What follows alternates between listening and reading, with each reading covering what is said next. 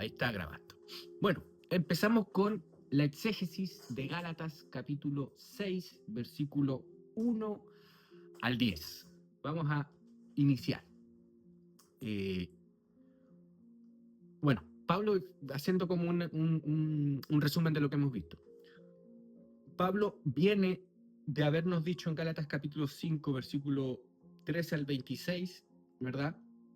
Que los creyentes fueron llamados a la libertad, a vivir en libertad. Pero ahora, y también en el capítulo 5, nos advierte que esa libertad no debe convertirse en ocasión para la carne. Y nos dice claramente que la libertad cristiana no es autonomía, no es vivir en términos de la carne. Y hemos definido la carne como aquel principio que busca vivir en términos de la autonomía. Esto es, yo soy mi propio Señor, yo soy mi propia ley, yo me entrego mi propia ley, yo me mando a mí mismo, ¿verdad? Yo me hago mi propio camino, mi propio destino. Ese es digamos, el principio de la autonomía y de lo que está en contra de lo que el apóstol Pablo denomina el espíritu, ¿no? Que es el Espíritu Santo, vivir en los términos de el gobierno del Espíritu Santo, que es en los términos de el gobierno de la palabra, ley de Dios, porque es el Espíritu Santo el que inspira la palabra. Por tanto, toda la Biblia, todas las Escrituras, es el Espíritu Santo, ¿verdad?, revelándonos la voluntad de Dios nuestro Señor. Por tanto, la libertad cristiana no es una autonomía, no es vivir en la carne, sino que es libertad del pecado, libertad de la condenación, es la libertad del yugo de una, podríamos decir, una religión, de un gobierno, de una sociedad, ¿verdad?, opresora. Es la libertad de una religión de obras que te dice lo que tienes que hacer, lo que tienes que decir, cómo tienes que vivir, lo que no puedes hacer, lo que no puedes tomar, lo que no puedes tocar, lo que no puedes mirar, ¿verdad? Y te entrega un montón de mandamientos ideados por hombres, ¿verdad? Que al fin y al cabo son las religiones, todas las religiones, incluidas las políticas, ¿no? Te obligan, te dan mandamientos, se presentan como pedagogos, se presentan como ayos, que habíamos visto en los capítulos 4, ¿no?, de esta carta. Es la libertad de eso, para quedar que no en la nada, no nos libera Dios nuestro Señor, como ha estado diciendo Pablo, y esto es lo que va a estar argumentando, ¿verdad? No nos libera para quedar en el limbo, para quedar así ahora haz lo que tú quieras, ahora vive por tu propia palabra, ahora vive por tu propia ley, arréglatelas y sé tú. No, porque eso sería volver otra vez a la condición de la caída, del pecado original, que es declarar que nosotros somos nuestra propia ley. No, es libertad. La libertad cristiana es libertad del pecado, es libertad de la condenación, es libertad de todos estos yugos que los hombres intentan poner por encima nuestro, ¿verdad? Con sus invenciones, con sus sodomías, con sus jerarquías que se inventan, para quedar, es una libertad de todo eso, para quedar sometidos a Cristo en el Espíritu Santo, en esa relación de amor, de un amor. Yo creo que no hay, o sea, no es que yo crea, es la realidad, es el amor más grande y profundo que pueda haber, que pueda existir, que podamos imaginar, el de Cristo hacia nosotros, porque Él se entregó en vida y en carne propia, ¿verdad?, para rescatarnos a nosotros, que nuestra disposición era de ignorarle en el mejor de los casos, ¿no? Escupirle, aborrecerle, ¿no? Y Él aún así se entregó por nosotros, sabiendo cómo es que nosotros le responderíamos, ¿no?, si se revelara a nosotros como Señor, ¿no? A ver quién me está hablando para poner en silencio esto. Silenciar sitio. Me están pidiendo el enlace de estudio. Voy a decir que lo estoy grabando ya.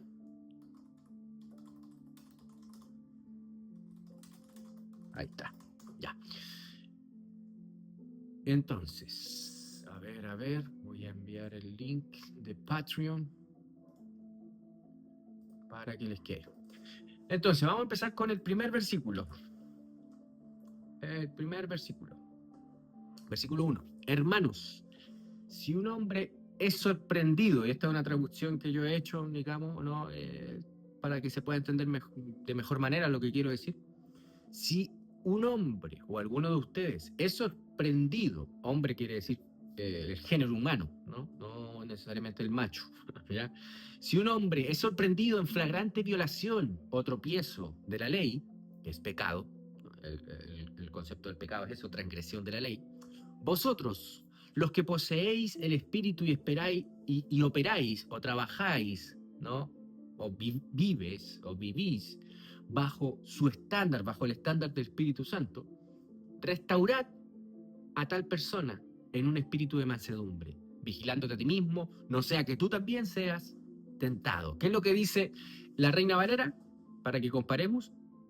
Dice, hermano, si alguno fuera sorprendido en alguna falta, aquí, cuando dice en alguna falta, la mentalidad de nuestros días, antinominiana y humanista, dice, alguna falta es cualquier, es un pequeño desliz, una cosita así como que, una tontera, o que se enojó. No, no, no. Es la transgresión de la ley. Esa es la falta, básicamente. Y eso es el pensamiento que deberíamos tener, la presuposición que deberíamos tener al leer este texto. No hay otro estándar distinto al de la ley de Dios, a la ley de Cristo, que pueda señalar y decir es una falta ética, una falta moral. No solo la ley de Dios, no la, no cualquier otro estándar, solo y exclusivamente la ley de Dios nuestro Señor. Aquí usa el apóstol Pablo una palabra en griego que es prolefte, o prolefte, algo así se podría pronunciar.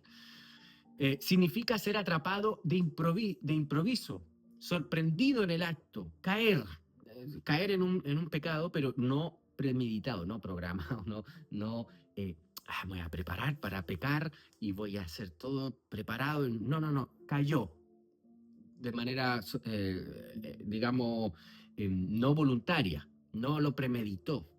No se trata de un pecado premeditado o institucionalizado, y con institucionalizado quiero decir que sea, institucionalizado, que se ha hecho costumbre de tal manera que ya es como la norma, ¿no? Es como lo que se hace aquí. No, no, no. Es un pecado en particular que cayó en una ocasión. Es un tropiezo, ¿no? Ético.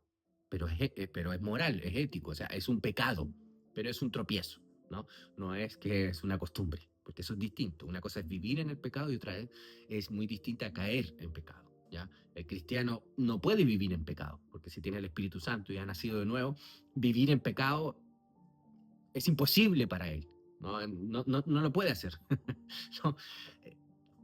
Caer sí, ¿no? Caer sí. Ahora, si tú constantemente estás cayendo en el mismo pecado y vives en ese pecado y te gozas en ese pecado y no tienes problema, ahí hay que ver, porque puede haber una enfermedad tan grave o puede ser que en realidad tú nunca has nacido de nuevo.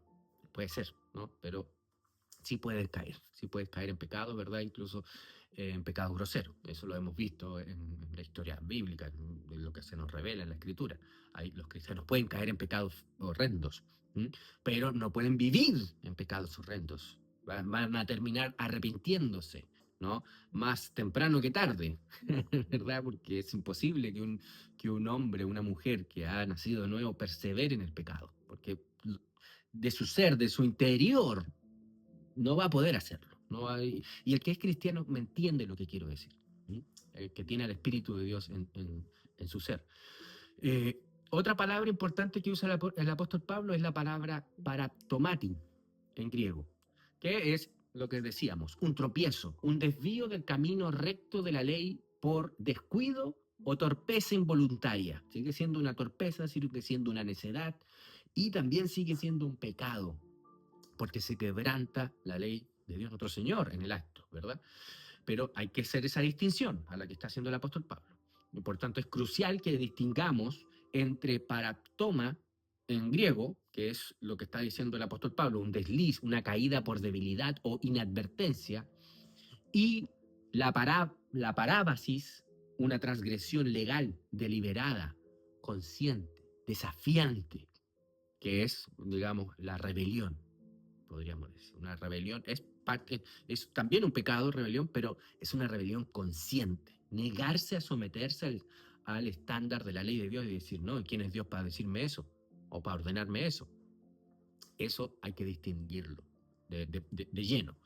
El término falta traduce al griego paraptoma, que puede significar transgresión, caída, desviación o acto pecaminoso, como ya lo habíamos establecido. Y por tanto no se trata necesariamente de una apostasía, de una rebelión, sino de una caída real que requiere la restauración de los hermanos, como está diciendo el apóstol Pablo. Requiere que se restaure al hermano que ha sido, eh, digamos, sorprendido en caída. El pecado, aún en su forma de tropiezo, tiene consecuencias jurídicas dentro del pacto de la comunidad de la iglesia.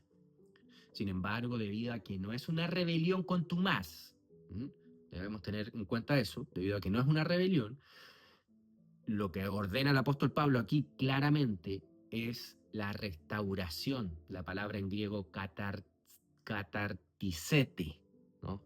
Restaurar, en lugar de una aplicación inmediata de una sanción punitiva, de un castigo o de una excomunión, que es buscar la restauración.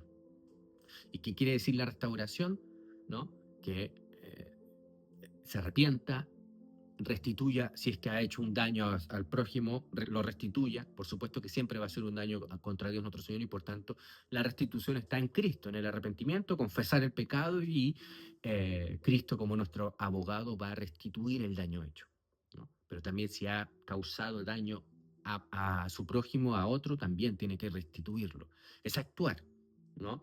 Para volver a poner en el camino a este hermano y restaurarlo y seguir a donde tiene que estar, que es en el ministerio de que Dios nos ha dado a todos y cada uno de los cristianos, el ministerio del reino de Dios. Hay otra palabra que la leímos recién, que es la palabra catartisete, ¿m? Que el léxico de Danker define como poner en orden, restaurar, poner en condición adecuada para funcionar bien. Ese es el objetivo, fíjense. Si hay un hermano que cae y lo sorprendemos, o tú o yo lo sorprendemos, o me sorprenden a mí en una caída, lo que el apóstol Pablo dice, que aquellos hermanos que son espirituales, ¿verdad? Vayan y busquen restaurarme. Esto es, poner en condición adecuada, ya que se colocó en una condición inadecuada, poner en una condición adecuada para que funcione bien, para que vuelva a el funcionamiento. Gálatas 6.1 lo aplica, esta palabra, el apóstol Pablo en Gálatas 6.1 lo aplica a restaurar a alguien en espíritu de mansedumbre. Fijémonos que esta palabra en el griego médico, de la medicina griega, se utilizaba para la acción de encajar un hueso dislocado, si es que estaba fuera, ¿entienden? Por eso que también la ley de Dios, el Antiguo Testamento, cuando habla del pecado, también habla de que no da en el blanco. Esto quiere decir que esa acción que ejecuta, que se denomina como pecado, ¿no? Que se define como pecado, es una acción que está fuera de lugar, que cómo es posible, es una transgresión de la realidad ética que Dios nuestro Señor ha determinado. Entonces hay que volver a poner las cosas en su lugar. Y es interesante que se use un término que se usaba un término griego que se usaba en medicina, ¿no? Para encajar un hueso dislocado o restaurar un miembro fracturado a su posición original. En el ámbito legal, también esta palabra significaba reconciliar facciones disidentes o reparar lo dañado para que vuelva a ser funcional. Y aquí es exegéticamente relevante notar el repentino cambio gramatical que hace Pablo del plural. Vosotros restaurad, ¿no? Como dice eso, al participio singular, vigilándote a ti mismo. O sea, que caigas. Pasa de lo plural a lo particular. Este recurso retórico subraya que mientras la administración de la restauración pactual que lleva a cabo el espiritual es un deber eclesiástico, es un deber de los hermanos, de todos los hermanos de toda la iglesia, ¿no? De los espirituales, La vigilancia ética y el examen contra el autoengaño y la caída es un deber de autogobierno de cada uno de nosotros en términos estrictamente individuales, personales, individuales. Juzgarse a uno mismo. No que ande uno juzgando el pensamiento y la vida y la obra de otro, sino no comparándose tampoco, como vamos a estar viendo, sino juzgarse a uno mismo. ¿Quién es el único que puede juzgar mi mente, mi pensamiento, mi corazón? Yo solamente, pero no con un estándar distinto al de la ley de Dios, como vamos a estar viendo. ¿Mm? La restauración del hermano que tropieza no es un acto de indulgencia, no, es una orden, un mandato que Dios exige de cada uno de nosotros si es que creemos ser maduros en la fe. Restaurar significa, como hemos visto, devolver al infractor a la funcionalidad bajo la ley de Dios, a que vuelva a ser un hombre, una mujer, ¿no? Que camine, ande, viva, opere, obre en los términos de la ley de Dios, sea un agente de la ley prácticamente. Si un hermano comete un hurto, por ejemplo, podemos dar ese ejemplo, restaurarlo al hermano no es decirle, Dios te ama y te perdona y listo. Y tampoco condenarlo y llevarlo a una celda en la cárcel ahí que se quede encerrado. No, y tampoco no es decirle Dios te ama y te perdona en términos abstractos, sino tranquilo, no importa nada, ya todo pasó. No, no, no. Como hombres y mujeres espirituales que vamos a restaurar a ese hermano, o se me restauran a mí si es que yo he caído, es guiarlo, es guiarme a realizar una restitución correspondiente al daño hecho, como enseña, por ejemplo, la ley, Éxodo capítulo 22, lo pueden leer, ¿no? Y en un espíritu de mansedumbre. ¿Qué quiere decir? Que el que es restaurado, suponiendo que yo caigo en este pecado, en un hurto, yo debo arrepentirme, confesar mi pecado, confesar que Jesucristo, Señor, que he transgredido su ley, y por tanto en un espíritu de mansedumbre, que es el fruto del arrepentimiento, frutos dignos de arrepentimiento, un espíritu de mansedumbre, yo vaya, confiese mi pecado, ¿verdad? En Cristo restituyo el daño hecho a Dios mi Señor, ¿verdad? Y en mansedumbre restituir el daño ocasionado a aquel hermano o persona que le he robado. O sea, devolviéndole lo robado más una indemnización por el hecho, como enseña claramente Éxodo capítulo 22. Eso es un, un restaurar al hermano y que el hermano vuelva a ser un verdadero representante de la ley de Dios, incluso cuando caiga. Cuando cae, incluso en ese fruto digno de arrepentimiento, él está demostrando una sumisión a la ley de Dios y demostrando con sus hechos, con sus obras, que la ley de Dios es justa, es buena, es santa, es necesaria y que es grave quebrantar el principio de la ley de Dios. La restauración es un acto judicial que devuelve al hombre al autogobierno piadoso. Esto es importante dejarlo en claro porque muchas veces, y de hecho, la mayoría de las veces, de hecho una de las cosas que hace la religión humanista, que está lamentablemente invadiendo el cristianismo hoy en día, que si un hermano cae, peca, es como que perdió ya la credibilidad y ya no puede volver a, al ministerio, ya mejor que se quede calladito y en un rincón. Esa es como su sanción y que ahí nomás, que vaya y haga acto de presencia, pero que se quede calladito porque él pecó. Eso es religión humanista. Eso es imponer un pedagogo, ¿verdad? Eso es volver al hermano en un nepio, como habíamos leído en el capítulo 4, ¿verdad? De Gálatas. Eso es querer volverlo, no a la libertad en Cristo, sino a una esclavitud. Y eso, mis queridos hermanos, eso es humanismo. Eso es algo completamente contrario al cristianismo y a la revelación bíblica. No, es restaurarle con el objetivo de que aquel hombre vuelva a el autogobierno, a la piedad, a vivir en términos de la piedad. Y vivir en términos de la piedad no es vivir, sino que, o sea, no es vivir sino en una realidad de aquel que vive en términos de la ley y la palabra de Dios. Esto es importantísimo dejarlo en claro. El que cae debe ser restaurado, pero el objetivo de esa restauración es devolver al caído, al autogobierno, a la piedad, y a que sea una luz, sea sal y luz de este mundo, no a castigarlo y dejarlo en un rincón, no, porque eso sería volverlo a una condición de nepio, a él, y a ti o a mí, a convertirnos en ayos, o sea, en pedagogos de él. Y eso no es lo que el apóstol Pablo está enseñando. De hecho, es todo lo contrario. Espero que se haya entendido mi explicación, ¿no? Los espirituales son aquellos que, estando bajo el control del Espíritu Santo, caminando en la ley de Dios, que aplican la ley de Dios con precisión y misericordia, amor, ¿no? Sabiendo que ellos mismos son criaturas falibles, susceptibles de caer bajo la misma tentación. Por eso que el apóstol Pablo dice, considerándote a ti mismo, no sea que tú también seas tentado.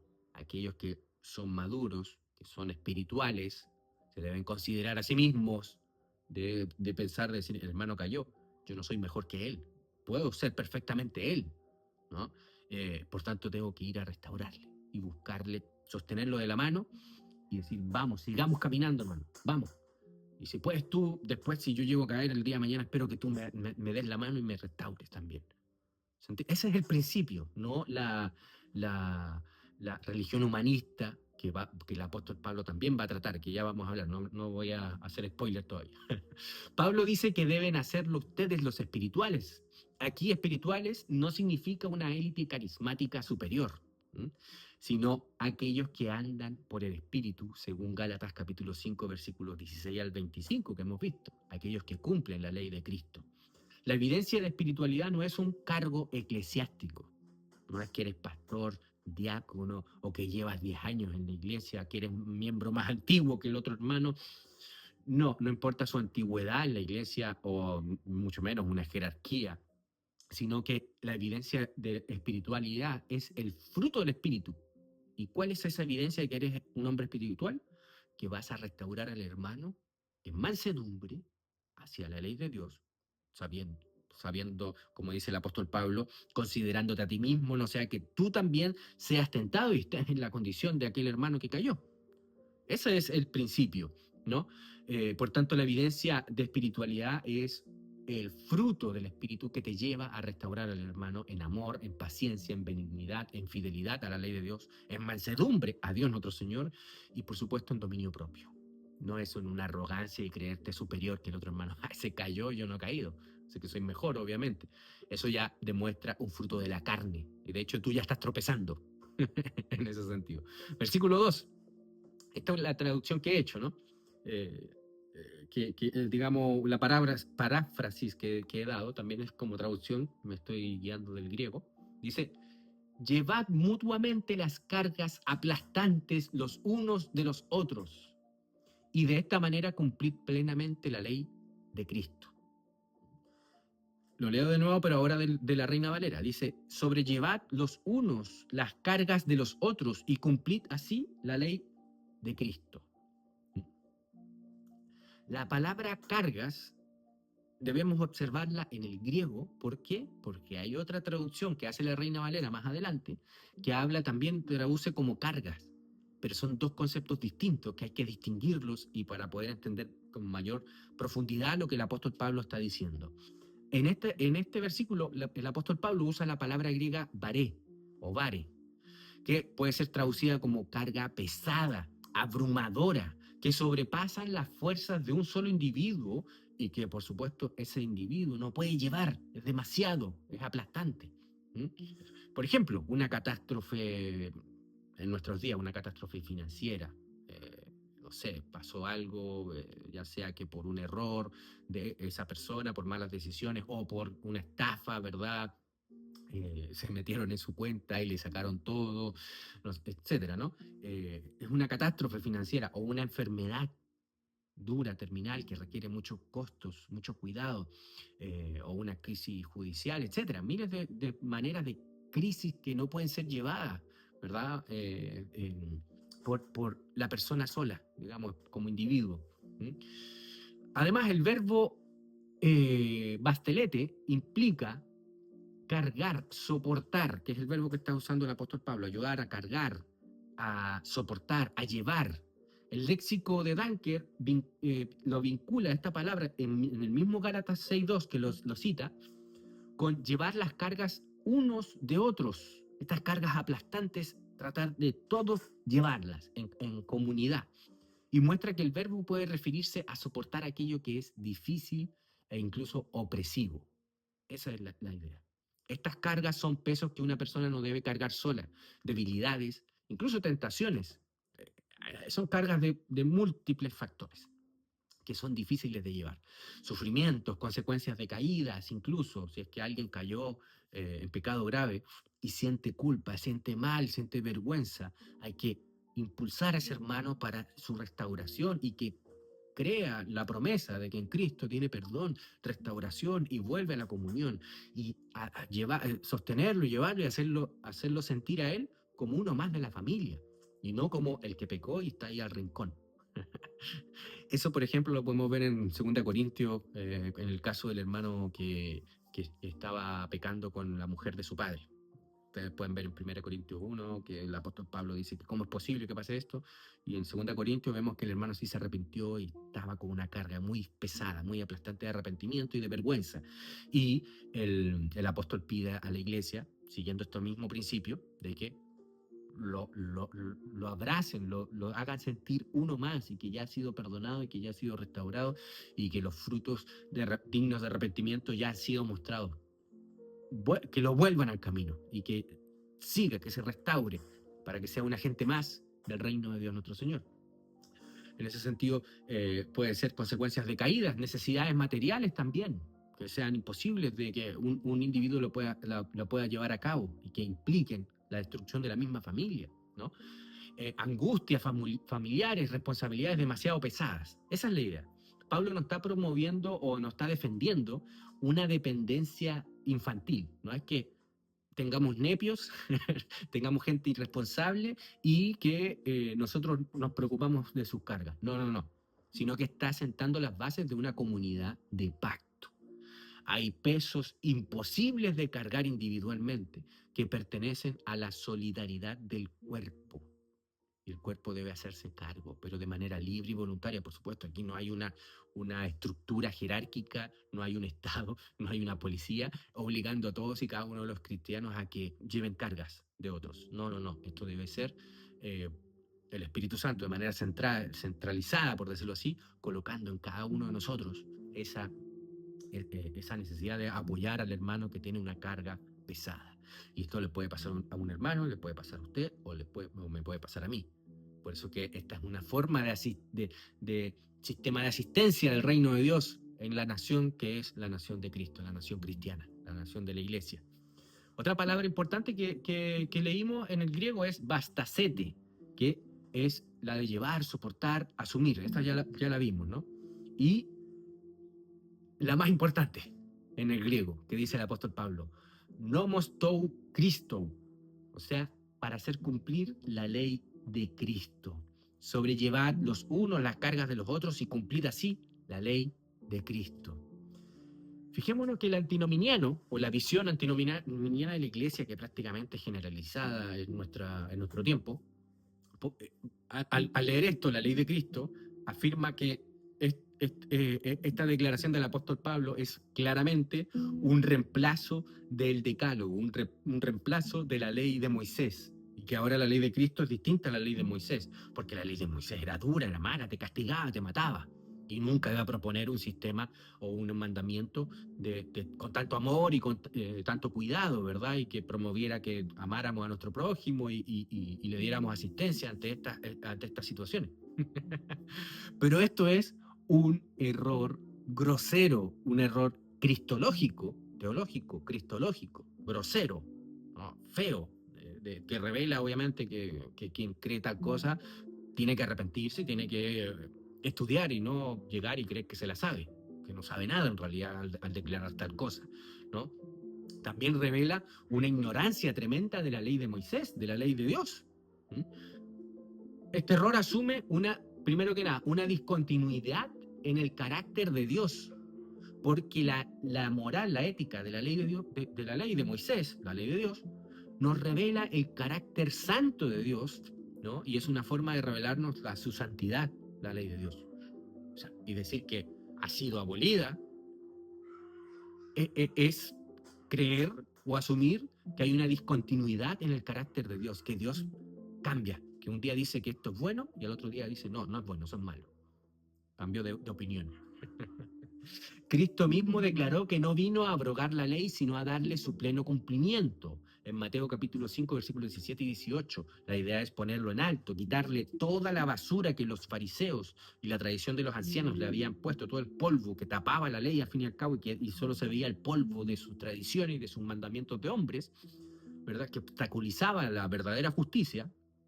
Cristo dijo, voy a sacar todo esto y voy a poner en alto la verdadera ley de Dios, la que yo he revelado, la que yo le entregué a Moisés, porque al fin y al cabo es Cristo el que revela la voluntad del Padre. Santiago, el apóstol Santiago, llama a esta misma ley la ley perfecta, la de la libertad. Santiago capítulo 1, versículo 25 y el capítulo 2, versículo 12 de su carta. La ley de Cristo es la ley mosaica liberada de las adiciones rabínicas, de las adiciones fariseas humanistas, porque eran humanistas esos tipos, tenían el mismo principio autónomo del que hemos estado hablando. Los fariseos no eran fieles obedientes al Antiguo Testamento, todo lo contrario, eran quebrantadores sistemáticos de la ley de Moisés. Y eso los evangelios lo dejan bien en claro. Lo que pasa es que los antinominianos no leen, porque ellos dicen que la letra mata, ¿no? Y por tanto no leen la Biblia. Y ahí se puede entender, ¿verdad? Que digan semejante burrada, pero que alguien venga y se diga reformado, protestante, teólogo y que venga con estas burradas, es porque, bueno, ahí la dejo. Ahí ustedes van a llegar a sus propias conclusiones. Pablo está pidiendo a los hermanos que encarnen la ley de Cristo, la ley de Moisés. Le llamamos ley de Moisés, pero en realidad es la ley de Cristo, ¿no? Que la vivan, que la cumplan. Eso es lo que está diciendo el apóstol Pablo. De hecho, Pablo está enseñando el principio mismo de la ley de Moisés. Pablo nos está inventando un nuevo principio. No es que Cristo vino a traer una nueva regla, un nuevo mandamiento, que es contrario al mandamiento de la ley de Moisés. No, es el mismo. Vamos a Deuteronomio capítulo 15, versículos 7 al 8, y voy a leer solamente las frases que necesitamos.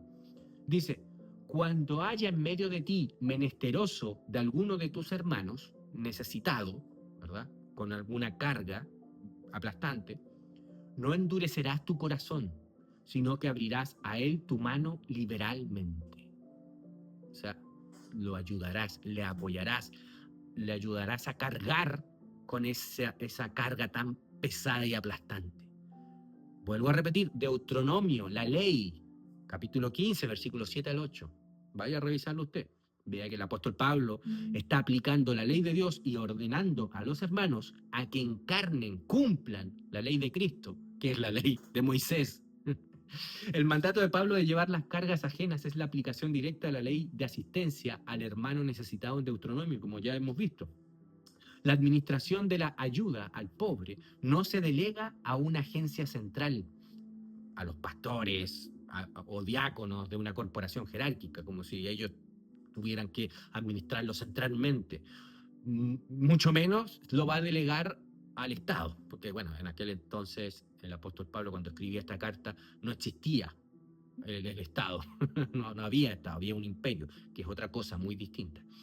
Se le ordena al individuo del pacto abrir la mano bajo el estándar de la ley de Dios. Esto es, ayudar al necesitado, al que tiene una carga aplastante. Ojo ahí, porque esto es importante, porque vamos a ver más adelante otra carga de la que se refiere el apóstol Pablo, que es distinta. El mandato de llevar las cargas ajenas es, por supuesto, descentralizado. El apóstol Pablo no propone una agencia central, ¿verdad? Una corporación, una ONG, o un Estado, o una iglesia jerárquica, burocrática. No propone eso para, digamos, llevar a cabo este mandato de llevar las cargas ajenas. No, es descentralizado. Es el Espíritu Santo el único que puede centralizar esta asistencia, ¿verdad? Y llevarla a cabo, ejecutarla a través de nosotros, de identificar a los hermanos que están con esta necesidad. La Escritura nos dice, delegad las cargas a los pobres al César. mediante impuestos confiscatorios. No, no dice eso. No tiene nada que ver eso. El que te diga eso te está mintiendo y te está torciendo las escrituras, que es lo que hacen la mayoría de los obispazos, obviamente. El Estado moderno, al usurpar la función de caridad mediante la coacción, o sea, impuestos con pistola, con amenaza de pistola, si tú no le pagas impuestos te llevan a la cárcel, literalmente, o te decomisan lo que tengas, eh, el Estado moderno, al usurpar la función de caridad mediante la coacción, destruye la responsabilidad moral del individuo y la familia. Yo siempre doy el mismo ejemplo porque fue algo que me chocó mucho. Una vez yo estaba con un pastor en una super iglesia histórica, la primera iglesia de la ciudad, que llegó ahí un misionero presbiteriano y todo el color que le puedan dar, y estábamos los dos ahí, y llegó un tipo que estaba necesitado, que tenía una verdadera carga pesada, no tenía dónde dormir. Venía del sur, más del sur de Chile, y necesitaba con su trabajo porque no tenía ingresos y estaba buscando cómo trabajar. Ni siquiera vino a pedir dinero, simplemente estaba diciendo que no tenía dónde dormir. Y el pastor le señaló una agencia estatal. Mira, aquí a 2 cuadras por allá hay una agencia estatal que recibe a la gente sin calle. O sea, perdón, sin calle, de que tenía calle, tenía, sin casa. Y ahí estaba yo. O sea, que yo fui también partícipe de ese desprecio, de ese incumplimiento de la ley, de ese corazón duro, que yo tampoco propuse una solución. La solución que se propuso fue la estatal. O sea, fue sin importar ese ser humano. La despersonalización total, la burocratización. Eso es lo que hacen las corporaciones. Despersonalizar, burocratizar las cosas. Y eso es lo que tienen las iglesias hoy en día, las corporaciones. Y eso es lo que son los obispazos. Son simples mecanismos de control, de gestión, administradores de una maquinaria impersonal que no les importa la persona humana. Importa que funcione la máquina, ya sea una iglesia institucional o sea el Estado. El Estado-nación. Tienen la misma lógica, impersonal, abstracta. Son ídolos, nada más que eso. Son una mierda, eso es lo que es la realidad. La verdadera ley de Cristo se cumple cuando el creyente capitaliza el reino voluntariamente, personalmente, proveyendo asistencia social a través de los canales del pacto. Puede ser diezmos, ofrendas, ayuda directa, sin permitir que el Estado Moloch, que es ese ídolo, actúe como el providente salvador, porque el cristiano verdadero no acepta ídolos, le hace la guerra a todo ídolo. Versículo 3 al 4 dice, leo de la Reina Valera, porque es el que se cree ser algo, no siendo nada, a sí mismo se engaña. Así que cada uno someta a prueba su propia obra y entonces tendrá motivo de glorificarse solo respecto de sí mismo y no en otro. Que es lo típico que hacemos, nos comparamos. Ah, yo estoy mejor que él, yo estoy mejor que este otro. Sí, no, él ha caído. Yo no, yo entiendo mejor que él. Él es anglicano, yo soy presbiteriano, o sea, somos superiores a él. Él es católico romano. Y así nos comparamos horizontalmente. Y así es fácil, porque siempre vamos a buscar compararnos con los peores, no con los mejores, porque si nos comparamos con los mejores nos vamos a sentir mal. Mejor sentirnos bien comparándonos con los peores. Usa el apóstol Pablo una palabra en griego que es frenapata, que la idea es que se engaña en su propio intelecto, en su propia mente, en su propia nous, mente.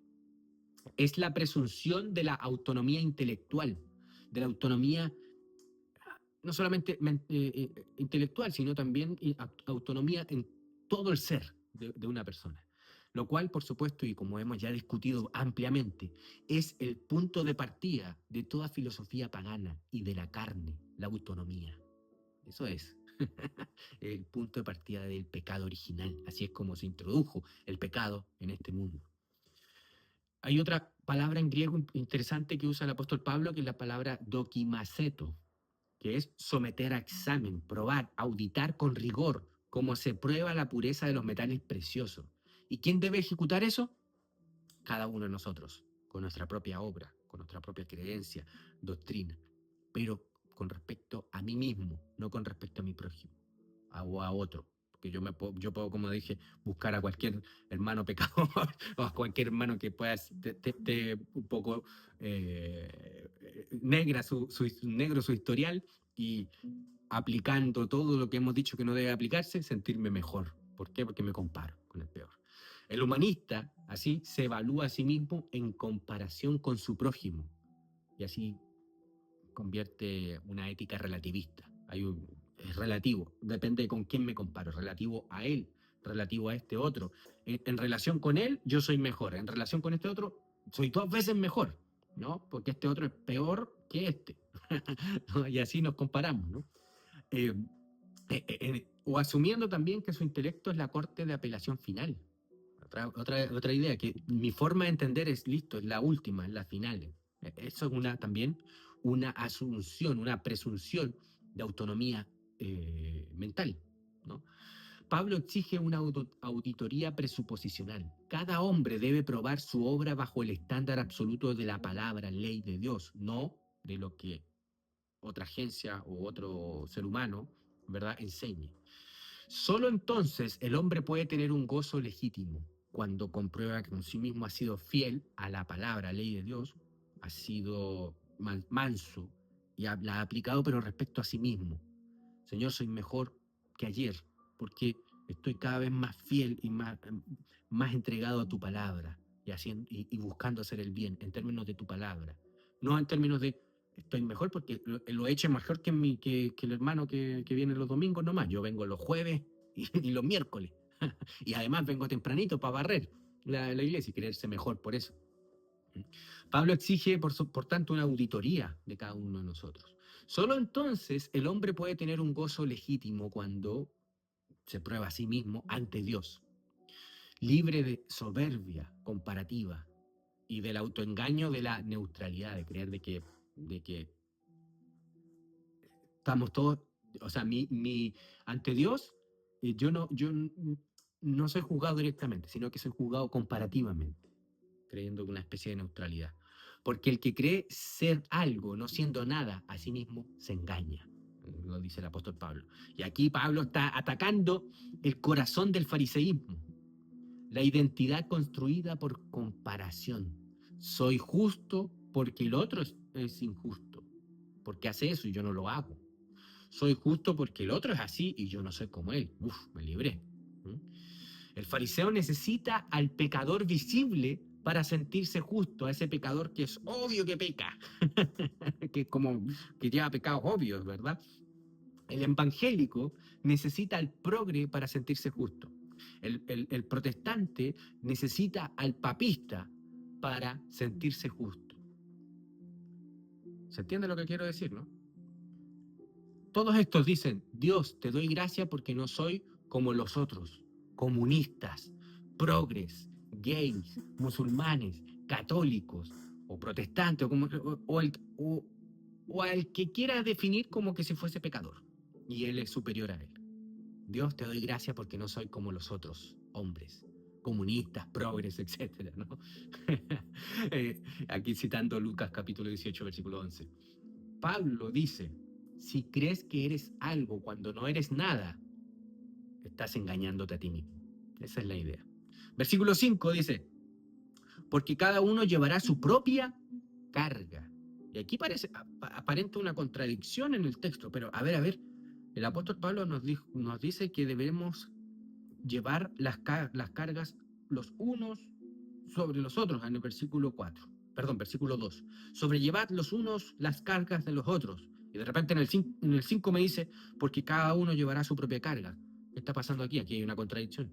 No, no hay una contradicción. Por eso que se necesita hacer exégesis para poder entender bien esto y ir, por supuesto, a los idiomas originales, al griego.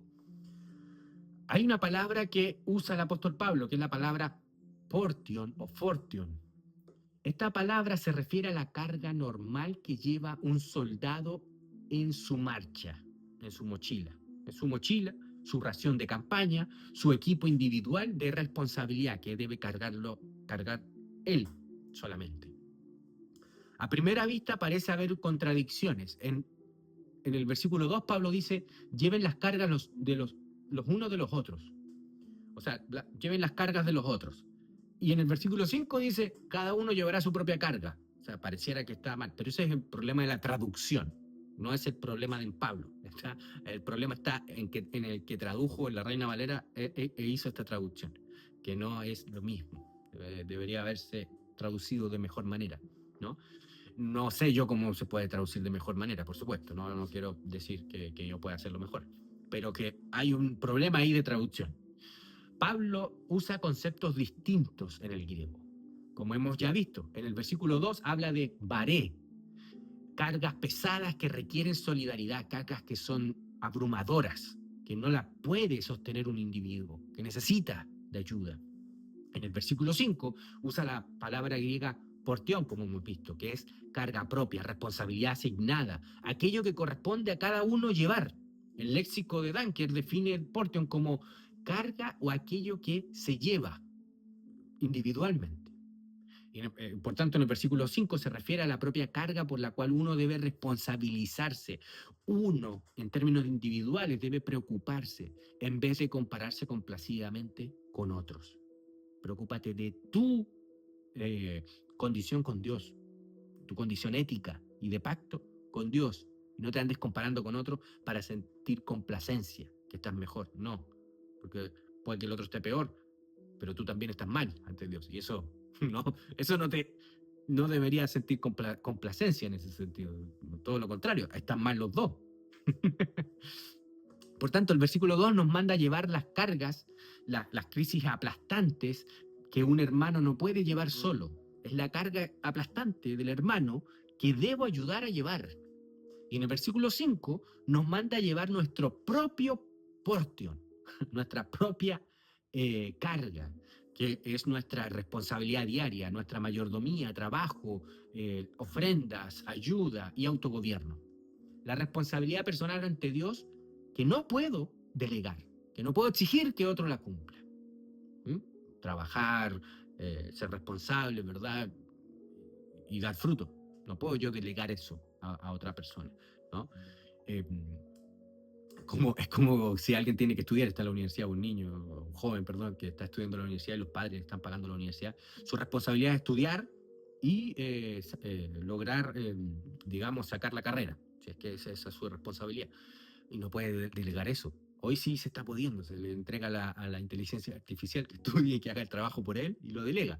Pero eso va a traer un fruto a futuro, en el que cuando él se quiera contratar con una empresa, no va a saber absolutamente nada. Va a depender totalmente de la inteligencia artificial. Y al fin y al cabo, la que ganó fue la inteligencia artificial, porque la inteligencia artificial se alimentó de todos esos trabajos, de todo ese conocimiento, y al fin y al cabo no te van a contratar a ti, sino que van a contratar a la inteligencia artificial. Y tú alimentarte la inteligencia artificial para que hiciera tu trabajo. Es interesante el tema, interesante. Pero bueno, esto por supuesto no debe ser, esto que estamos diciendo no debe ser tomado para una especie de parasitismo estatal, porque esta distinción que hace el apóstol Pablo de dos términos distintos eh, elimina cualquier asistencia estatista. El Estado es totalmente contrario a la enseñanza del apóstol Pablo aquí. En el versículo 5 se anula la mentalidad del estado de bienestar, del Estado en sí mismo, porque al fin y al cabo el Estado es el que te promete alguna solución. Y, la, y, y anula la irresponsabilidad comunitaria. Nadie tiene derecho a transferir su portion, su carga personal, ¿verdad? Su deber de trabajar, de proveer para su familia y educar a sus hijos, a otros o al Estado, que también es una forma de abstracta, impersonal, de transferir la responsabilidad a otros, como hicimos, por ejemplo, en aquel episodio que comentaba, que nosotros, esa responsabilidad que teníamos para con esta persona, de darle abrigo, de darle un hogar, la despersonalizamos, la transferimos, que se encargue el Estado.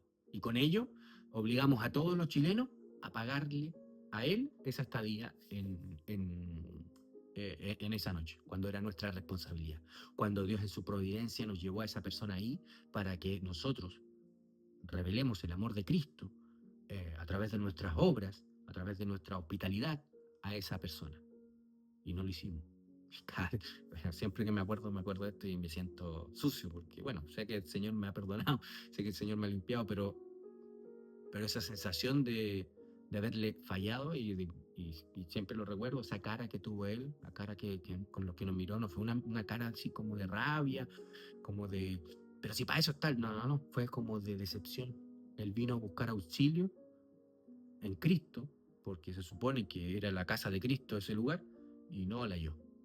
¿Por qué? Porque teníamos una mentalidad humanista, que es la que estamos atacando aquí con estos estudios, ¿no?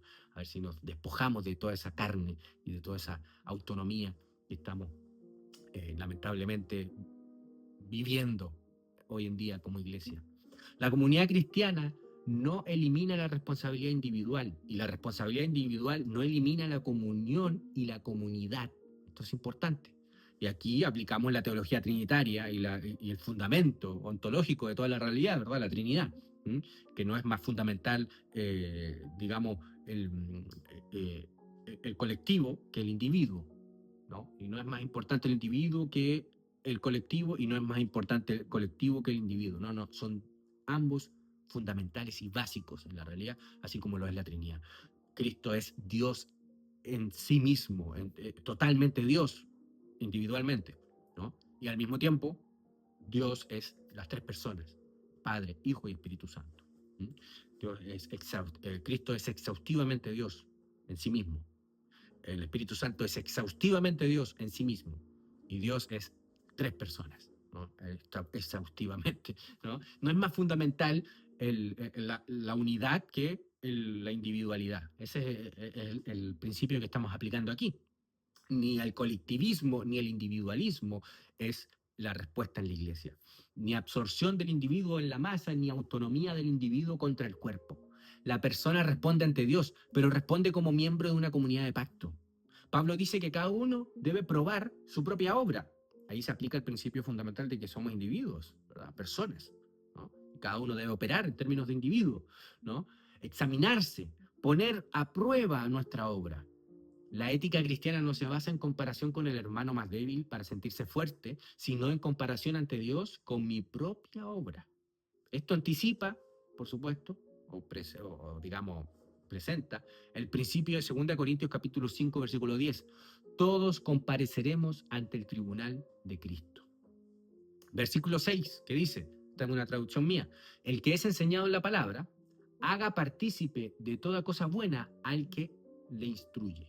Aquí reconozco que, no sé si estoy, bueno, obviamente que es como una forma de pecar también, pero me siento incómodo al presentar este versículo porque es como que yo estaría defendiendo que me estén pagando a mí y yo no quiero hacer eso, no, no. Yo agradezco mucho a los hermanos que me apoyan en Patreon, que con una mensualidad, ¿verdad? Con una suscripción, pero yo no lo exijo, no se lo pido a nadie, así que lo que voy a enseñar aquí va a ser sometido a la palabra de Dios y lo que enseña la Escritura, ¿no? Y tengo que enseñarlo fielmente, pero no quiere decir con esto que yo estoy diciéndole que ustedes me paguen a mí. No lo malentiendan, ¿ya? Por favor. Una de las palabras que usa en griego el apóstol Pablo es koinoneito, que es parecido a la palabra koinonía, comunión. ¿Mm? Bueno, de hecho es una forma de la palabra comunión.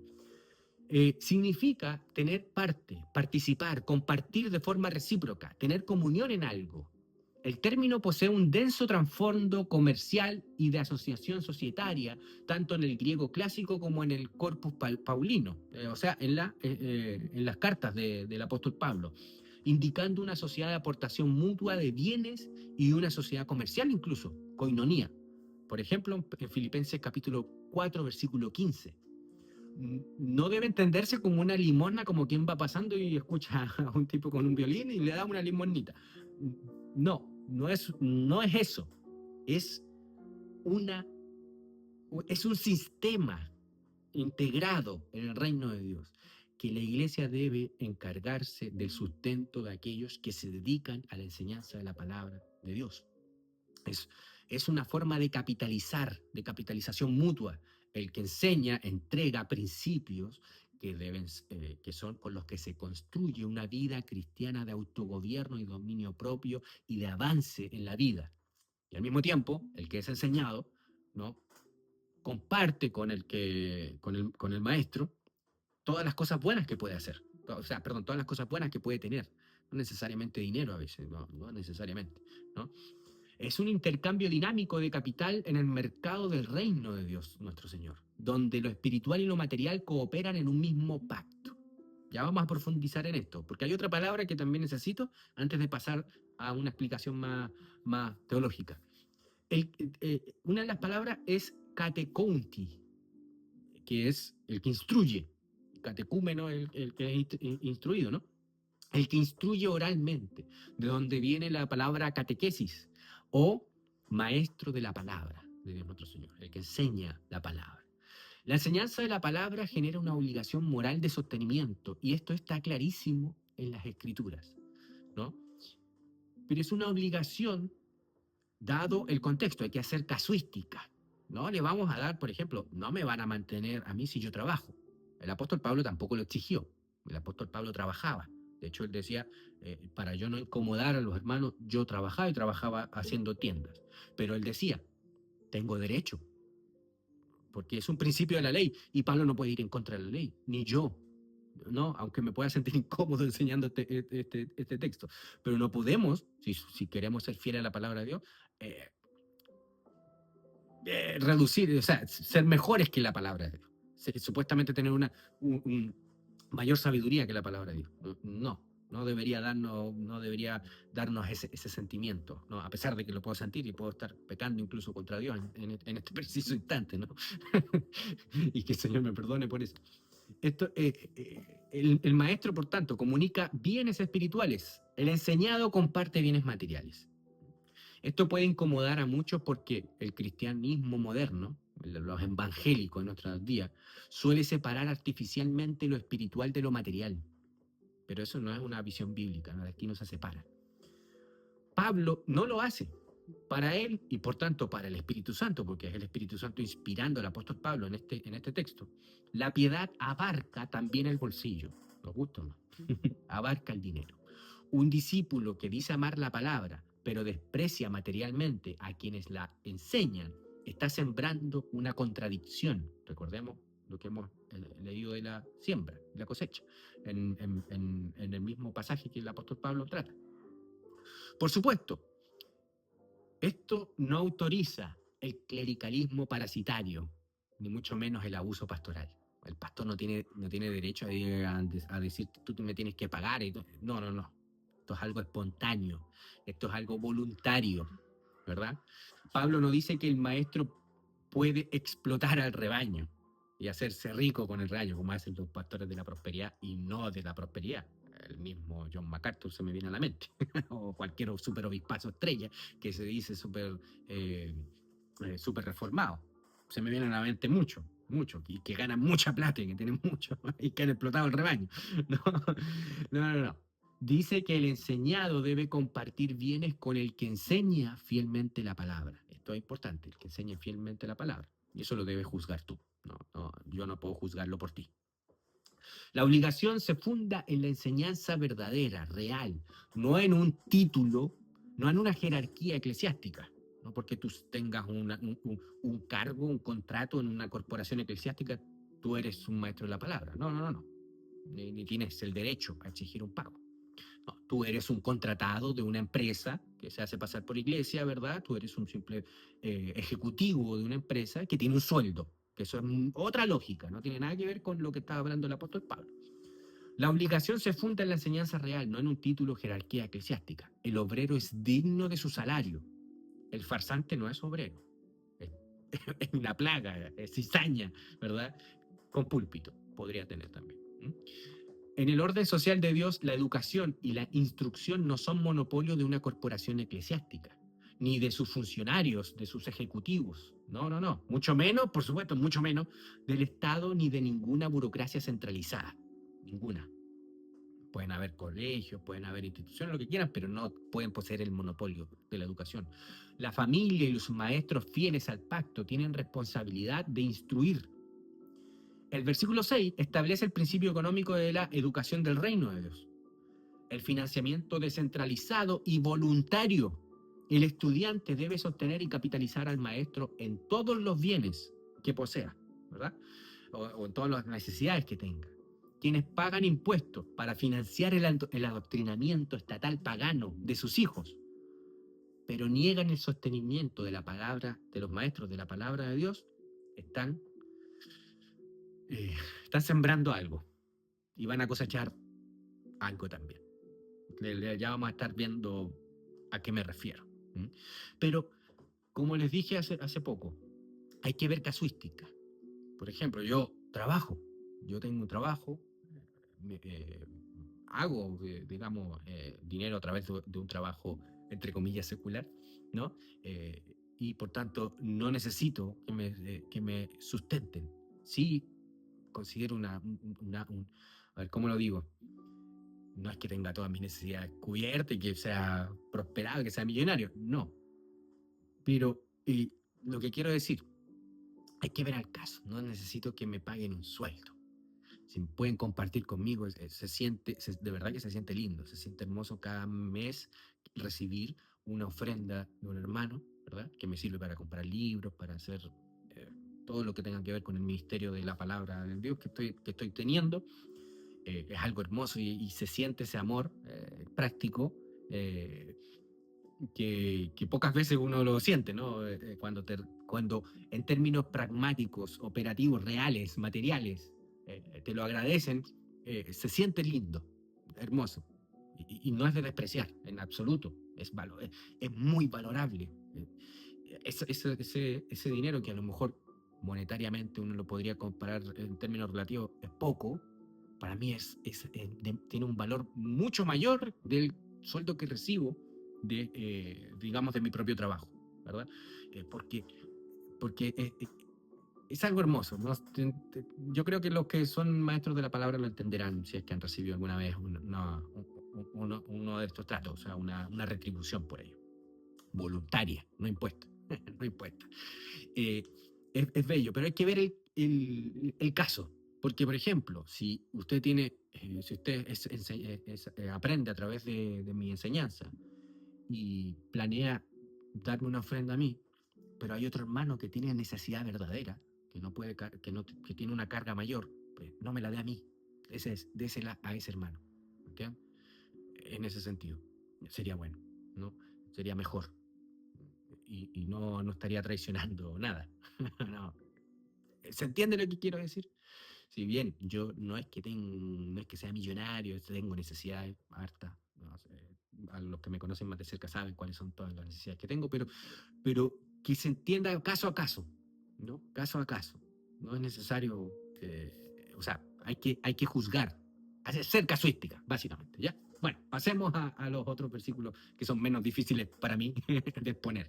Versículos 7 y 8 dice, eh, no os engañéis, Dios no puede ser burlado, pues todo lo que el hombre sembrare, eso también segará. Porque el que sembrare para su carne, de la carne segará corrupción, mas el que siembra para el espíritu, del espíritu segará vida. Una de las cosas que tiene todo lo que hemos hablado anteriormente, eh, la iglesia, sobre todo la iglesia hispanohablante, ¿no? De acá de América del Sur, una de las cosas graves que tenemos es que no impulsamos, no invertimos en el reino, en hermanos que tengan las capacidades de desarrollar estas ideas o digamos, por ejemplo, en el caso de los teonomistas, de los reconstruccionistas. En Estados Unidos, por supuesto, los hermanos, o sea, la iglesia ya tiene más tradición en invertir en el reino, tienen como una tradición de larga data. Acá, por este lado, es más difícil, es más complicado, ¿no? Prefieren, voy a dar, es difícil hablar de estos temas porque no quiero mendigar, porque no se trata de eso, pero que se entienda un poco el principio. Pero hermanos prefieren tener una suscripción en Netflix, una suscripción en lo otro de allá, gastarse en esto otro, que, por ejemplo, apoyar sistemáticamente ministerio del reino de Dios. No estoy criticando a nadie, solo quiero que se entienda al principio, porque yo lo he visto y yo también he sido parte de ello, ¿no? Eh, tenemos un desorden en cómo invertimos para el reino de Dios y cómo invertimos para cosas vanas, que no son malas en sí mismas. Si usted prefiere, en vez de estar pagándole a un hermano o dándole o a una ofrenda, mejor dicho, a un hermano mensualmente, y prefiere para eso prefiere ver Netflix, lo que sea, usted está en su completa libertad. Aquí no estamos hablando de que está pecando. No, no, no. Estamos diciendo de que cómo vamos a crecer como reino si no se invierte verdaderamente en ello. Si no invertimos, por ejemplo, ya estamos hablando de cosas pequeñas, temas así como una pequeña suscripción, ¿no? ahora que se da, por ejemplo, las redes sociales. Pero si no podemos hacer eso tan pequeño, ¿cómo vamos a abrir colegios, universidades, hospitales? ¿Cómo? Si no somos capaces de ser fieles en lo poquito. Eh, es el problema que tenemos y que debemos hacernos responsables, todos y cada uno de nosotros los que somos de Hispanoamérica, ¿verdad? Los evangélicos de Hispanoamérica. Pero bueno, si no sembramos, no vamos a tener una siega en el reino de Dios. Y por tanto, obviamente, que se justifica las escatologías pesimistas como el premilenialismo y el amilenialismo, ¿no? No, es que todo va a empeorar y todo va a ir empeorando. Claro, si todo empeora, si no está sembrando para el espíritu, está sembrando para la carne, bueno, obviamente que va a secar carne, que es el principio de estos versículos. Vamos a profundizar en ello. En el griego, cuando dice el apóstol Pablo, no os engañéis, es en el griego me planaste, en el griego, que se puede traducir como no os dejéis desviar, no os dejéis engañar también, ¿no? Se puede traducir como traduce la Reina Valera. Es una advertencia contra la eisegesis humanista que asume que las consecuencias de la ley de Dios pueden ser evadidas. Las consecuencias de toda la estructura de la realidad de Dios que Dios ha creado y que está determinada por la ley de Dios pueden ser evadidas, pueden saltarse, ¿no? La realidad de la naturaleza que Dios ha creado, ¿no? La realidad que Dios ha hecho, tiene unas leyes. Y esas leyes no pueden saltarse, pero lo intentamos hacer. lo intentamos, pero no lo logramos. Otra palabra importante es la palabra mictericetai, presente pasivo, ¿no? De la palabra mukterizo. Literalmente significa volver la nariz. ¿Qué quiere decir esto? Es como, así como desprecio, ¿no? Es una señal de desprecio. Burlarse, morfarse, así como una cosa así, ¿no? Así como un cambio literal en la nariz cuando uno desprecia algo, ¿no? Dios no permite que los hombres se burlen de su orden pactual. Y es por eso que el apóstol Pablo está haciendo una advertencia tremenda acá, ¿no? Pablo retoma la antítesis de Gálatas capítulo 5, carne versus espíritu, como vimos en el capítulo 5. La carne no es simplemente el cuerpo físico, no es eso, como ya lo hemos demostrado, sino la naturaleza humana caída en su orientación autónoma contra Dios, en su rebelión contra Dios, declarando autonomía. Sembrar para la carne es invertir, dar una inversión de la vida, es invertir la vida en el orden adámico, es sembrar, hacer una inversión, ¿no? en el orden del primer Adán, el orden caído. Los deseos desordenados, el orgullo, la vanagloria, la envidia, la religión externa, los pedagogos, ¿verdad? La esclavitud, la autojustificación, el uso instrumental de mi prójimo, el rechazo de la ley de Dios. Esto es la autonomía, la declaración de la autonomía. La cosecha, por supuesto, de esta siembra, de haber sembrado la carne, es corrupción, según el apóstol Pablo mismo nos enseña. Descomposición, ruina. La palabra sugiere deterioro, decadencia, destrucción. La carne siempre promete vida y siempre produce muerte. Así opera el pecado desde Génesis capítulo 3. Satanás prometió prosperidad, vida eterna. ¿Y qué tuvieron Adán y Eva al aceptar la autonomía? La corrupción, la vergüenza.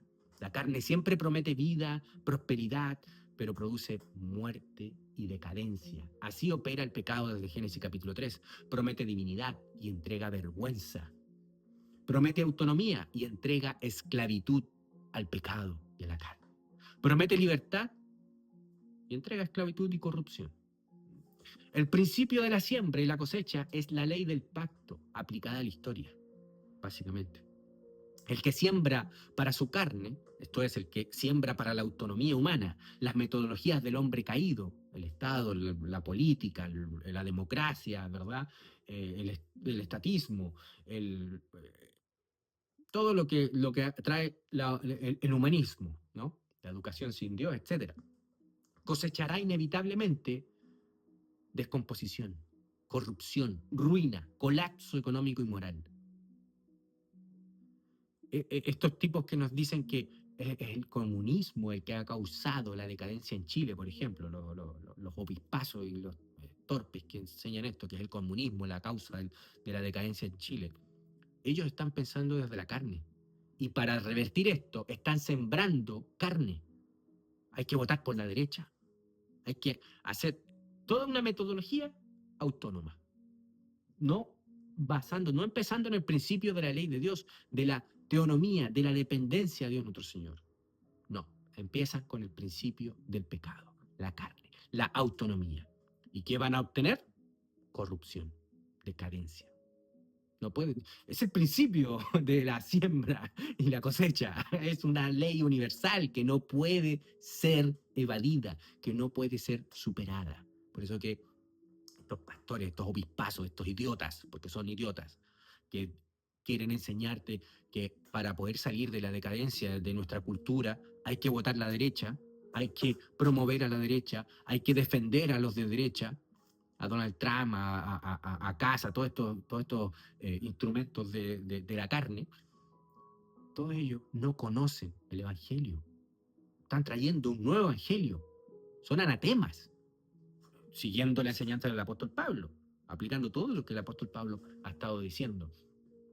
El que siembra para su carne, ¿no? Cosechará inevitablemente corrupción. Pero el que siembra para el espíritu, esto es, el que se somete a la palabra de Dios, el que vive, el que cumple la ley de Cristo, el que capitaliza para las instituciones, el que invierte en las instituciones familiares, en las instituciones de la iglesia entendida como una nación, ¿verdad? En el autogobierno piadoso, en el que invierte en los maestros, en la palabra de Dios, en instituciones o en corporaciones que promuevan el reino de Dios verdaderamente, ¿no? Cosechará del Espíritu, cosechará vida eterna en su dimensión presente y futura, ¿no? Porque es material. No, esto no es algo que de otro mundo, en otra, en otra dimensión. No, es en esta dimensión, en esta realidad, porque nosotros no vamos a ninguna otra realidad. Aquí nos quedamos. Y cuando muramos y resucitemos, vamos a resucitar aquí y heredar toda la tierra. No es otra dimensión, no es otra cosa. Sembramos para acá. Por tanto, el que siembra en el espíritu cosechará del espíritu vida eterna. La siembra determina la cosecha. Y esto es una ley universal. Y tú no puedes sembrar mal, por muy mal menor que sea, y esperar que va a salir bien de eso. No se puede sembrar socialdemocracia humanista y esperar cosechar libertad y dominio cristiano, que es lo que nos están prometiendo estos imbéciles de los obispazos y de los evangélicos que nos dicen que hay que votar a la derecha y hay que hacerle, hay que atacar al comunismo, como si eso fuese la solución. No estoy diciendo que el comunismo sea una solución, es una basura, ¿verdad? Pero la alternativa que nos están presentando es lo mismo, es la misma vaina. Nadie puede tratar a Dios como si fuera manipulable. Nadie puede sembrar carne y exigir cosecha espiritual. Nadie puede vivir contra el orden moral de Dios y luego pedir que la realidad sea suspendida en su favor, en favor de nuestra sociedad o de nuestro estatus, porque al fin y al cabo eso quieren estos tontos. La imagen agrícola es sencilla, es súper sencilla. Es una imagen agrícola que todos entendemos, pero es devastadoramente potente, tremenda. Si siembras trigo, cosechas trigo. Si siembras espino, cosechas espino. Si siembras carne, cosechas corrupción. Si siembras para el espíritu, cosechas vida, pero verdadera vida y en abundancia, como promete nuestro Señor Jesucristo. La realidad la realidad responde según su naturaleza. Si siembras mal, cosecharás mal. No importa que sea un mal menor. Atento ahí. A los que dicen, no, hay que votar por el mal menor. El necio que elige sembrar el mal menor con la esperanza necia de cosechar el bien, sufrirá la cosecha del mal. Inevitablemente. No puedes, no puedes suspender la ley de la realidad que Dios nuestro Señor ha creado. El orden creado por Dios posee una estructura moral, causal y pactual, que ningún hombre, institución, imperio, incluso ese Moloch moderno del Estado-Nación, puede violar sin cosechar corrupción, sin obtener corrupción. Si siembras mal, vas a cosechar corrupción. Espero que haya quedado claro ese principio. Últimos versículos, 9 y 10, ya estamos terminando. Dice el 9, no nos cansemos pues de hacer bien, porque a su tiempo segaremos si no desmayamos. Así que, según tengamos oportunidad, hagamos bien a todos, mayormente a los de la familia de la fe. Vamos a ver las palabras importantes y después vamos a hacer la exégesis. Fíjense que el apóstol Pablo usa la palabra me ekakomen, ¿no? Que es que significa no desmayar, no volverse cobarde. Esto es interesante, tiene un elemento de cobardía. ¿No? Ya no puedo más, o no quiero, tengo miedo. Es no abandonar no abandonar el frente de batalla ante la aparente lentitud de la victoria o incluso ante la aparente caída o derrota. Es no abandonar, aunque parezca que no va a haber victoria, vamos a caer. Es una advertencia directa contra la escatología de derrota, contra los premilenialistas, contra los amilenialistas, contra los dispensacionalistas, contra todos esos pesimistas que esperan un rapto mientras ceden la cultura al diablo, al enemigo. Y después dicen, no, esta sociedad está mal, está cada vez más corrompida, y como que algunos casi que promueven que se corrompa más la sociedad para que más pronto venga Cristo. Estos ya trabajan casi que contra Cristo nuestro Señor, ¿no? Ya uno empieza a preguntarse, ¿en realidad estos promueven el reino de Cristo o están buscando el reino de Satanás? Otra palabra importante es kairoidio. Bueno, dos palabras, kairoidio, que puede ser traducido como a su tiempo señalado, en el momento decretado por Dios. Viene la palabra kairos, que es tiempo, pero no en sentido de reloj, no mecánico, sino tiempo, digamos, providencial. La victoria del pacto es generacional, requiere la perseverancia en la reconstrucción paciente. Y si hay alguien que no vio victoria material o digamos, operativa en este mundo, fue el apóstol Pablo, a quien le cortaron la cabeza antes de que viera algo, antes de que viera el fruto de lo que estaba sembrando. Y aún así, el apóstol Pablo es, digamos que, el primer postmilenialista del nuevo pacto. Bueno, obviamente que estoy exagerando, obviamente que fue el apóstol Pedro, pero bueno, fue Jesucristo en realidad. Entonces, otras palabras en griego es importante, oikeios tes pisteos. Entonces, la casa de la fe, podríamos traducirlo, los miembros de la casa de la fe, que se refiere a los hermanos. El término oikeios designa a aquellos que pertenecen a una misma casa u hogar, oikos en griego, hogar, subrayando una relación familiar íntima y de pacto frente a la noción abstracta y anticristiana de lo que hoy entendemos como ciudadano, como ciudadanía civil estatal. Esto se contrapone a esa doctrina del ciudadano. Nosotros como cristianos tenemos la doctrina de la casa de la fe, que son los que pertenecen a nuestra nación, nuestros conciudadanos, le podríamos decir, ¿no? El concepto de ciudadanía civil estatal es un concepto totalmente alternativo y contrario, antagónico, ¿verdad? Que viene a reemplazar al concepto de aquellos que pertenecen a la casa de la fe, a la nación cristiana.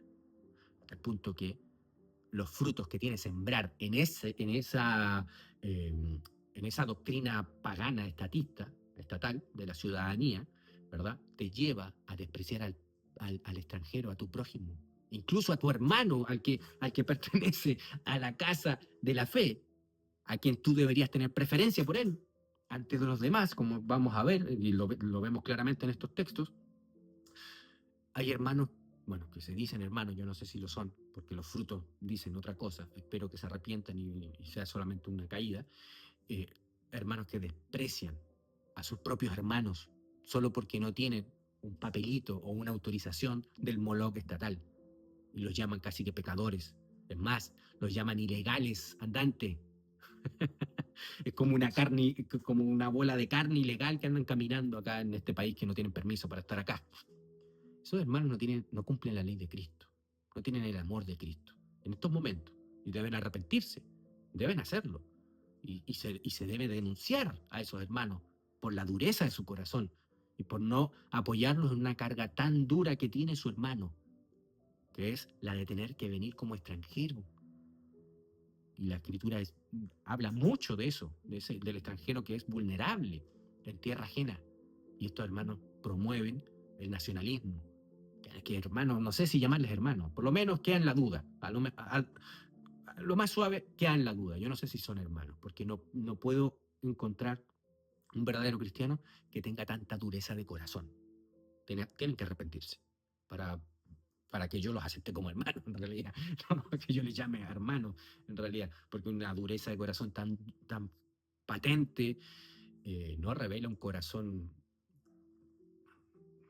cristiano. Ahí la dejo nomás. No voy a seguir profundizando. La reconstrucción cristiana no es instantánea ni mágica. Esto es importante.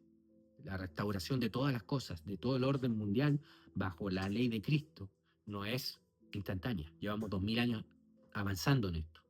2000 años llevamos avanzando. Es siembra, es sembrar. Y por supuesto implica la responsabilidad de cada uno de nosotros. Es siembra generacional, familias, enseñanza, disciplina, economía, trabajo, liturgia, justicia, hospitalidad, resistencia contra los ídolos. Todo ese trabajo de la iglesia, sembrando cada uno de nosotros, no corporaciones abstractas. No, esas van y vienen, eso no tiene mucha importancia. La importancia son la iglesia verdadera de Cristo, aquellos que Cristo nuestro Señor hace nacer de nuevo, las personas, no cuestiones abstractas, que eso es lo que hoy estamos poniendo el ojo ahí, en que no, la iglesia en la que pertenezco yo es histórica, y que a mí qué me importa que sea histórica si ahora vale menos que 2 pesos. Eso es basura, tu institución en estos momentos, es basura sociológica o social, no tiene ninguna relevancia. ¿Para qué vamos a invertir en un cuerpo muerto? Mejor invirtamos en la iglesia, en la verdadera iglesia, no en esas corporaciones que que quieren reemplazar a la iglesia y que traen solamente cosecha corrupción, nada más, porque eso es lo que tenemos hoy en día, corrupción. El reino avanza como semilla, no como espectáculo de reuniones masivas o congregaciones de miles de personas para observar un show que llaman culto, una liturgia. No. El reino se siembra tal como hemos estado hablando, en el Espíritu. Y haciendo lo que el apóstol Pablo nos ha estado diciendo. Nuestra acción de beneficencia y ayuda mutua no debe ser ciega ni universalista de forma abstracta. El orden del pacto exige prioridad, como hemos estado viendo. Dice el apóstol Pablo, así que según tengamos oportunidad, hagamos bien a todos y mayormente a los de la familia de la fe. O sea, debemos hacer siempre lo bueno, elegir siempre el bien, nunca el mal, bajo ningún concepto aceptar el mal, nunca, nunca elegir ningún tipo de mal. Eso es lo que nos está diciendo el apóstol Pablo. Y debemos insistir siempre en sembrar el bien, no importa si no vemos resultados. Y un atajo que podemos usar es, bueno, vamos a sembrar un poquito mal para ver si sale bien. Lo traduzco, como ya lo hemos dicho. Vamos a votar por el mal menor. Vamos a elegir. No hay que elegir mal. Hay que solamente sembrar bien. Que los impíos, que los caídos, que los humanistas elijan el mal que ellos prefieran.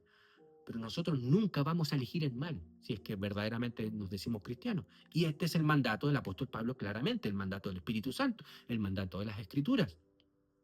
Nunca debemos elegir el mal, siempre el bien.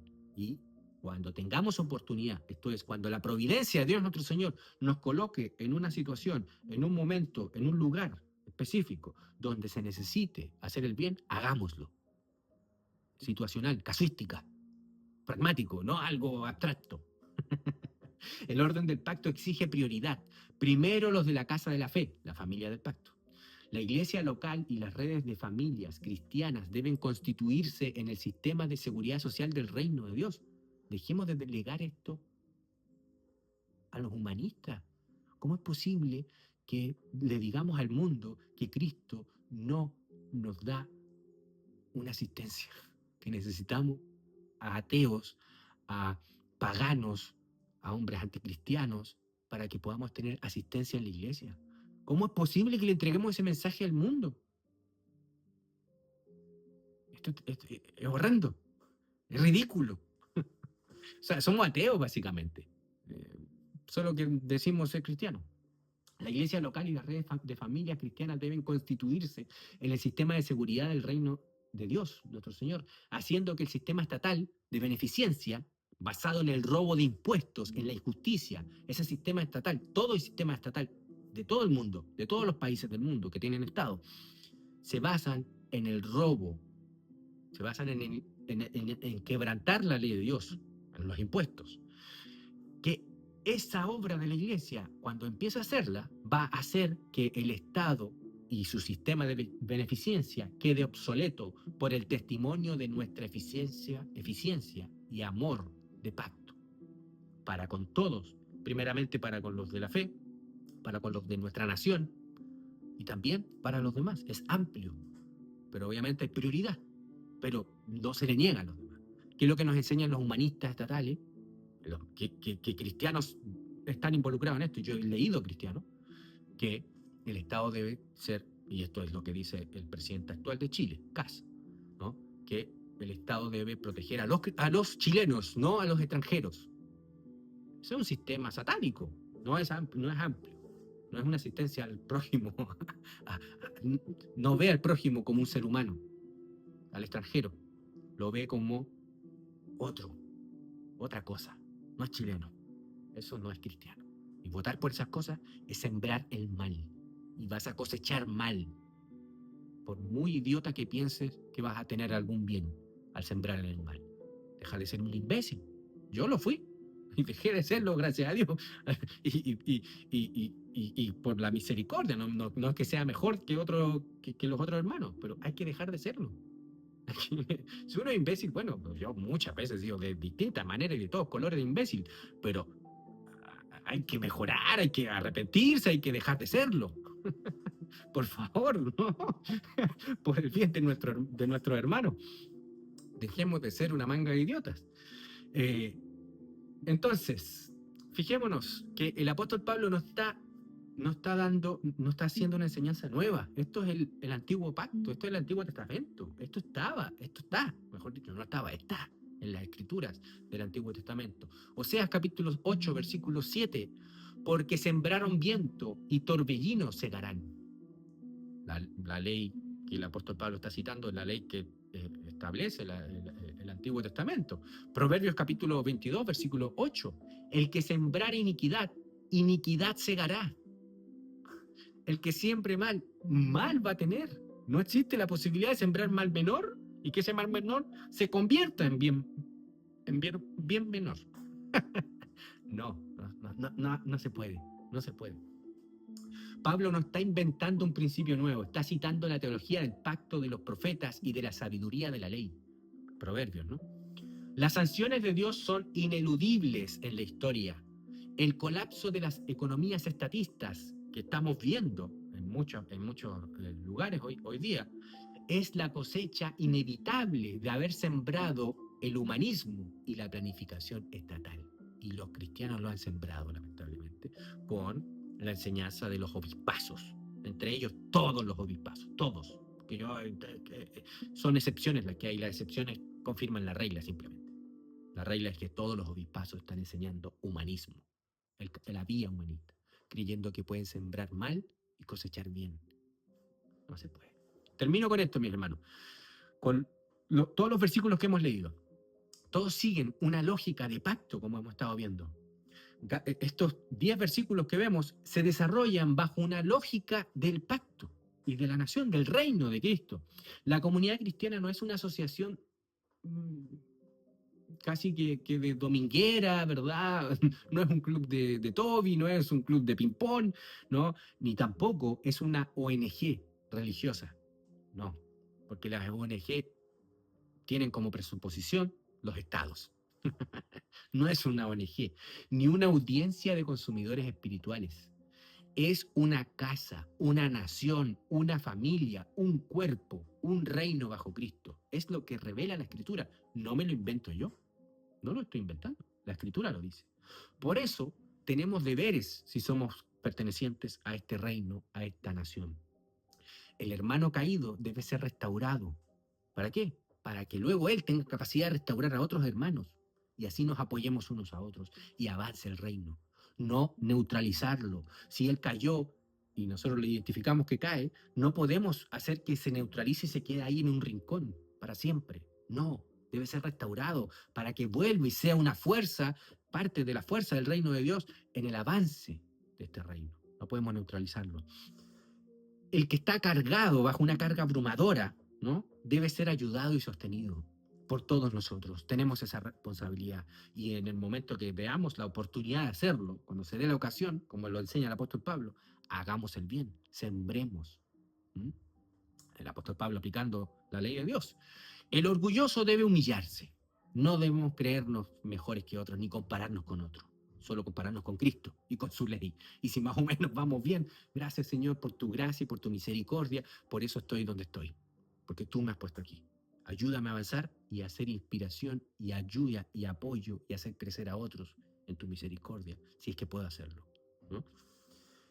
El discípulo debe sostener al maestro según sea el caso, como hemos visto. No debemos aprovecharnos de los demás. ¿No? Eso de, no, es como, a ver, si tú tienes una empresa y tienes un amigo contador, no le vas a decir a tu amigo contador que te haga el trabajo y no te cobre. No seas un sinvergüenza. Bueno, lo mismo, la misma lógica ocurre, pero obviamente, viendo el caso, como comentamos ampliamente, ¿verdad? Eh, el, el creyente debe sembrar para el espíritu. Y eso quiere decir hacer el bien siempre, nunca elegir el mal. Bajo ningún concepto podemos elegir el mal, siempre el bien, consecuentes con el pacto y la ley de Dios y la promesa de que el bien va a triunfar. El bien vence al mal y punto. No discuto nada más de eso. A mí no me vengan con que, no, es que a veces hay que usar un poco de mal. No se pongan como Netanyahu que dice, no, Cristo perdería contra Gengis Khan. Mira, Netanyahu, cuando vayas a ver a Cristo, ya te quiero ver, hijo de la grande.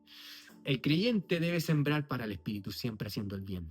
Nunca sembrar mal, nunca elegir el mal, nunca permitas que te obliguen a elegir el mal, nunca. Preferir la muerte antes que elegir el mal. Ese es el principio. La comunidad debe perseverar en esto, en este sembrar el bien, en hacer el bien. Sembrar aunque no se vea la ciega. ¿Por qué? Porque creemos en un Dios poderoso, soberano, que gobierna todas las cosas y que la providencia la determina Él y que la época de la cosecha la determina Él. Pero a nosotros se nos ha llamado a sembrar siempre el bien, nunca el mal. Por último, la familia de la fe debe recibir prioridad en esta asistencia, en esta ayuda. Aquí podemos ver la diferencia entre la ética cristiana y la ética humanista y estatista de nuestro tiempo. Pablo no nos dice, como sí enseñan las zorras de los obispazos hoy en día, no dice, deleguen estas cargas a la estructura política abstracta, a una jerarquía abstracta, a una corporación abstracta. No, encárgate personalmente. Tú, tu hermano, él, yo, todos, encarguémonos personalmente. ¿Mm? Tampoco absolutiza y abstrae a la institución eclesiástica como si la institución pudiera obedecer en lugar de las personas. Eso ya es obvio, ¿no? La iglesia no es un abstracto, eres tú, soy yo, ese es nuestro hermano, esa es la iglesia. Por tanto, si la iglesia tiene una misión y tiene un encargo que hacer, una responsabilidad, somos nosotros los que tenemos esa misión, ese encargo, esa responsabilidad. No hay aquí corporaciones abstractas, no, eso es una invención de los seres humanos, inventos humanos, que pueden ser buenos, malos, eso da lo mismo, ¿no? Pero esos son inventos humanos y yo no tengo que obedecerlos. Pablo no nos dice, como si, bueno, ya lo dije, ¿no? La escritura se dirige al hombre de forma personal, aunque no de forma individualista, como hemos visto en todos estos versículos. La palabra ley de Dios exige vivir en comunidad, comenzando por la familia, gobernando la vida propia, juzgándose a uno mismo. La familia, vocación, y la vocación bajo la ley de Dios. Esto es muy importante que dejemos en claro. El texto no es individualista, las escrituras no es individualista, pero tampoco es colectivista, no es ni lo uno ni lo otro. No disuelve la responsabilidad en algún aparato central, abstracto, burocrático. La responsabilidad cristiana es personal, individual, por supuesto. Familiar, también. Eclesiástica, también, como nación, como comunidad. Vocacional, también. y comunitaria. Es la realidad, es lo que nos habla este texto. El Estado ama absorber la caridad, que le llama caridad, ¿no? Monopolizar la misericordia y burocratizar la ayuda al prójimo, despersonalizándonos en el proceso, como hemos visto. Pablo hace lo contrario, devuelve la carga moral a los santos, a cada uno de nosotros como personas de carne y hueso. Cada uno de nosotros, no hay el pastor, el diácono o el hermano que lleva tiempo. No, tú. ¿Te convertiste ayer? Mira, esta es tu responsabilidad. Así es. Y punto. Pablo, como vemos, hace lo contrario. Devuelve la carga moral a los santos, la personaliza, lo hace personal, la llena de amor y de gracia en el Espíritu. Porque eso es andar en el Espíritu. Eso es sembrar en el Espíritu. Eso es hacer el bien. Un abrazo, mi hermano, que Dios les bendiga y nos estamos viendo el próximo domingo, si Dios quiere. Chao, chao, bendiciones.